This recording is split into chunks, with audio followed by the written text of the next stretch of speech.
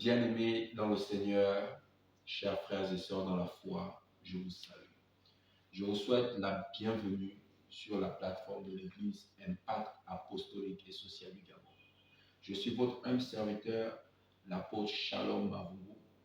Alors, vous avez été comme ça nombreux à voir cette affiche annonce.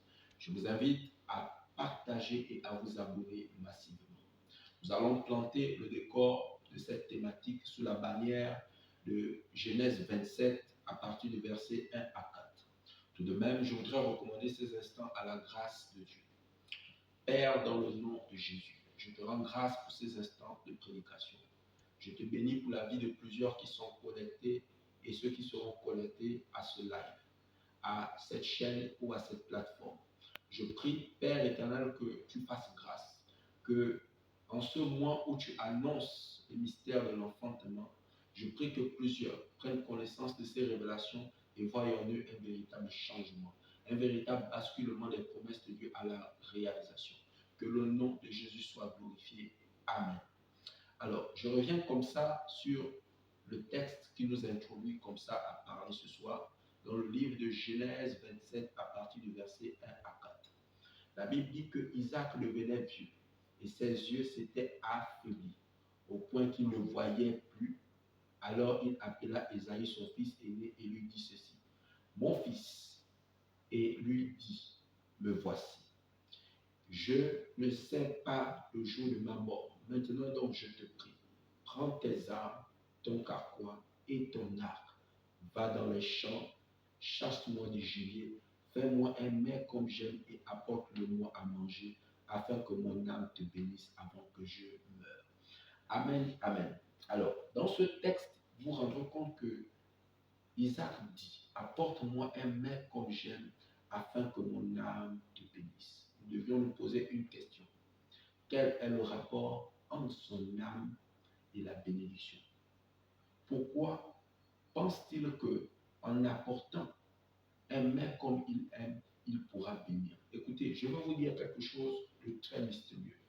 Il y a des hommes qui possèdent en eux les promesses de Dieu vous concernant. Les ignorer n'apportera pas l'accomplissement de ces choses. En prétendant que votre foi suffit, n'apportera pas les promesses de Dieu dans vos vies.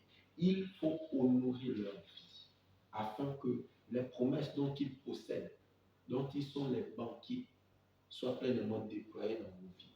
Et la Bible dit ceci, que Jacob, ayant apporté le mets dont Isaac aimait, son âme le bénit. On dira que c'était de manière bizarre qu'il a posé cette action, parce que c'était du vol. Mais ce qu'on peut retenir de ça, c'est que la bénédiction de l'âme d'Isaac envers Jacob a matérialisé la promesse qui était dans le spirituel, dans la vie de Jacob. Je ne sais pas quel homme possède en lui les promesses de Dieu. Cela peut être ton père spirituel, cela peut être ton père biologique, mais tu ignores qu'il possède en lui les promesses de Dieu. Je viens t'inviter comme ça au travers de cela à prendre conscience que tu dois honorer et réjouir l'âme de ces hommes afin que tu sois béni.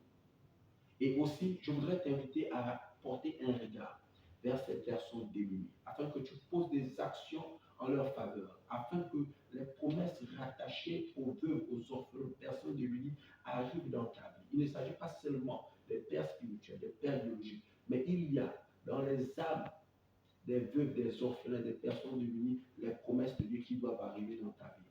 Honore ces hommes et tu verras la grâce de Dieu amener à l'accomplissement ces promesses dans ta vie. Je viens comme ça terminer ce live en disant à mes frères et à mes soeurs dans la foi que demain nous avions un autre rendez-vous. Nous parlerons d'un autre code sur la parole de Dieu. Je vous invite comme ça à partager et à vous abonner massivement. Que le Seigneur vous bénisse. Shalom, shalom, shalom.